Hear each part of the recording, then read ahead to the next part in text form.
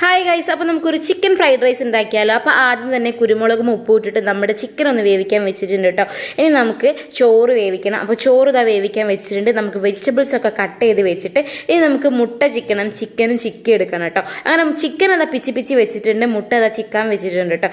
അങ്ങനെ ഇതൊക്കെ റെഡിയാക്കി വെച്ചിട്ട് ഒരു പാന് ചൂടാക്കി കുറച്ച് വെളുത്തുള്ളി ഇട്ടിട്ട് അതിലേക്ക് നമ്മൾ അരിഞ്ഞു വെച്ചിരിക്കുന്ന വെജിറ്റബിൾസ് എന്താണോ ഉള്ളത് അതൊക്കെ ഇട്ടിട്ട് കുറച്ച് ഉപ്പും കൂടി ഇട്ടിട്ട് നന്നായിട്ട് മൂടി വെച്ച് വേവിക്കണം. അതിലേക്ക് നമ്മൾ ചിക്കി വെച്ചിരിക്കുന്ന മുട്ടയും പിച്ചി വെച്ചിരിക്കുന്ന ചിക്കനും കൂടെ ഇട്ടിട്ട് നന്നായിട്ട് ഇളക്കി മിക്സ് ആക്കി വെക്കുക കേട്ടോ. അപ്പോൾ ഇനി ഇതൊക്കെ ഒന്ന് വേവണം. വെജിറ്റബിൾസ് ആണ് വേവാനുള്ളത്, ബാക്കി രണ്ട് വെന്തതാണല്ലോ. എന്നിട്ട് അതിലേക്ക് ആവശ്യത്തിന് കുരുമുളകും കൂടെ ഇട്ടിട്ട് നന്നായിട്ട് മിക്സ് ആക്കി എടുക്കണം. പിന്നെ നമ്മൾ കുറച്ച് സോയാ സോസും പിന്നെ കുറച്ച് ടൊമാറ്റോ സോസും കൂടെ ഇതിലേക്ക് ഒഴിക്കുന്നുണ്ട് കേട്ടോ.